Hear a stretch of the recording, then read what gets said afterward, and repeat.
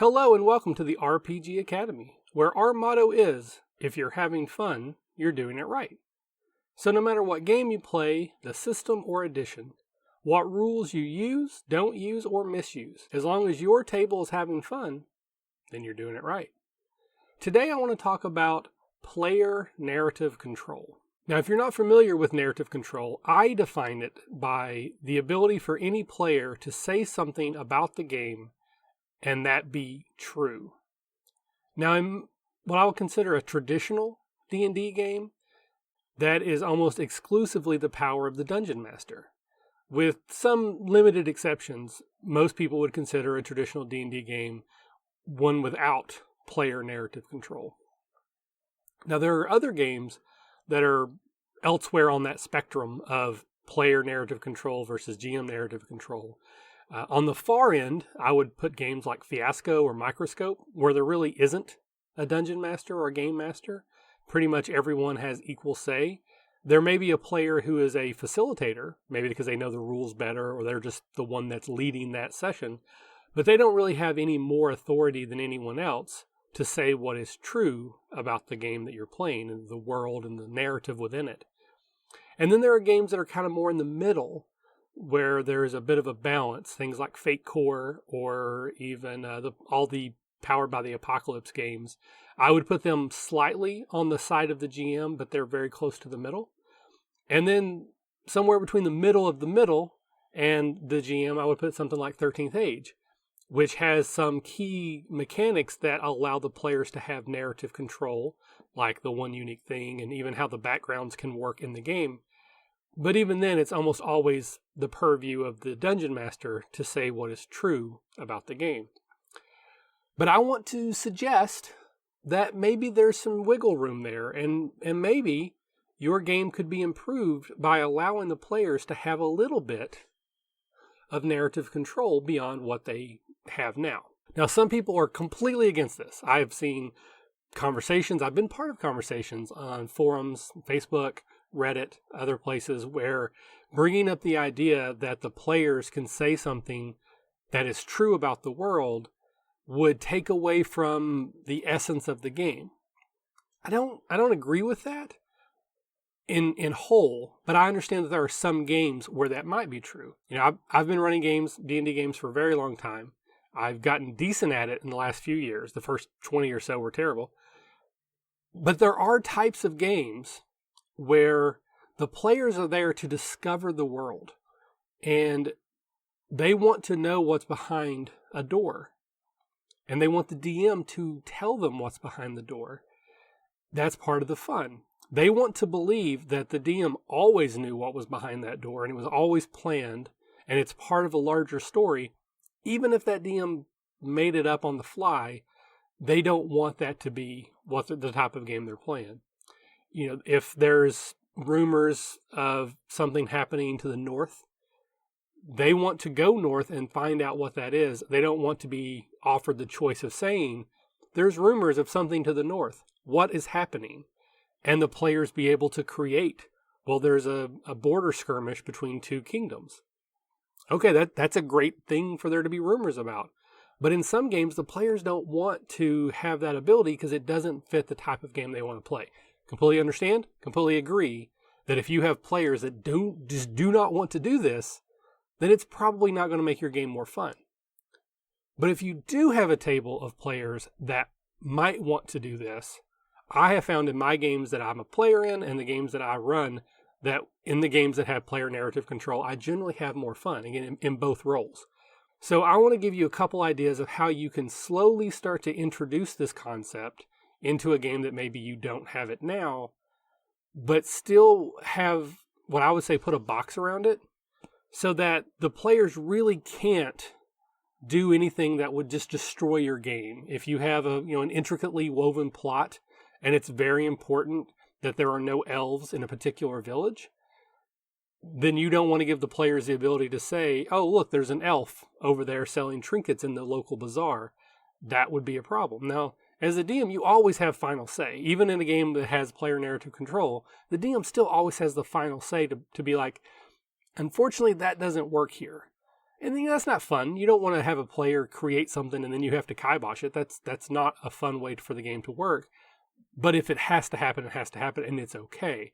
Part of that comes down to a session 0, which I plan on doing a video on session 0 because I'm a big believer in them, that you set those types of ground rules. But I'm going to assume that you're already playing a game, and this is something you might want to tinker with. So to put a box around it, this is probably something that, I'll say most, some of you are probably already doing, even if you didn't realize that that is what you were doing, or maybe you realized it and the players didn't. But if you are a player in a game or a DM in a game where when you have the final attack that takes out a creature, whether it be a lowly goblin, a vicious orc, or the main bad guy of this arc in the campaign, and that final d20 is rolled and it's a hit and the damage is enough to take them out, you may have had a DM, or you as the DM may have said, describe what that looks like. How did you take out that creature? How did you take out that orc? That is given the player narrative control, but it's limited because no matter what they say, I'll put a caveat there, almost no matter what they say, it can't really violate the rules of the game. From the mechanics, that NPC, that creature, that orc, that goblin, whatever, is dead. So the player can describe what that last action looked like and be as cool as they want to be, as badass as they want to be, or they could, maybe they're shooting a crossbow and they want to say, I missed, but it bounced off the wall and then hit a lantern on the wall. And then that lantern fell and hit the orc in the head, caught the orc on fire, and he burned to death. Okay, there's a type of game that description works, and my games are usually those types of games. But does it matter if the player describes the bolt going into the orc's neck and blood splattering on the wall, or they shot something that fell over and hit them? Not really. The thing is still dead by the rules, so what does it matter what the fluff is, what the flavor is? So you may already be doing this type of thing. You may have already been giving the players the opportunity to narrate a very slim, specific part of the game so that they can kind of explore and have some fun with those types of details. And, maybe they're not great at it to start. Maybe you have to help them, but eventually you'll get there. So my first suggestion, if you're not already doing that, start. That's a great starting place. Let them just describe those final actions. Then if you want to do a little bit more of it, describe some additional actions. Yeah, it would really slow combat down if you described every attack. But if you want to do that, that could be a very cool game where everyone is really in detail about every swing. Great. But you don't have to. It could be, if they get a natural 20, describe that critical hit. The first strike, describe that. And certainly the last strike that takes out a significant foe, it would be a good time to describe it. I've hesitated, I've even caught myself talking about misses when they don't hit the creature or the NPC or the opponent, whatever, because I'm a big fan of doing that. But I wanted to have that as a separate topic because I think how players describe failure can tell a whole lot about how they see their character in this game world. And I know as a DM, I'm guilty of hell of this, where if a player fails a roll, whether it be a skill check or an attack, if I describe what that miss looks like, I often will go humorous with it. And a lot of times the player's character might be the butt of that joke. And, it gets a laugh, but maybe that player doesn't want their character to be the butt of the joke. And I'm sort of taking over their purview of them, because as the DM, I control everything that I don't choose, unless I choose not to, but I still basically control everything but their character. That's the one thing that I'm not supposed to touch, is how their character acts and feels in the game. And if I'm describing how they fail, I could be stepping on their toes. So let them describe what failure looks like. The example I would use, taking it away from combat, is skill checks. So same thing, if someone makes a skill check, let them describe what their success looks like. If they quickly scale a wall, let them say what their character looked like. If they are able to negotiate with a merchant and get a better price, let them describe what that conversation sounded like, if they don't necessarily want to role play the whole thing out. Or if they, it's a crafting role and they're making a weapon, or a history role where they found the material, if it's like a research. But climbing specifically, I think this is a good example. let's say that we have a character, it's a barbarian, that wants to climb a wall or scale a cliff type of a thing.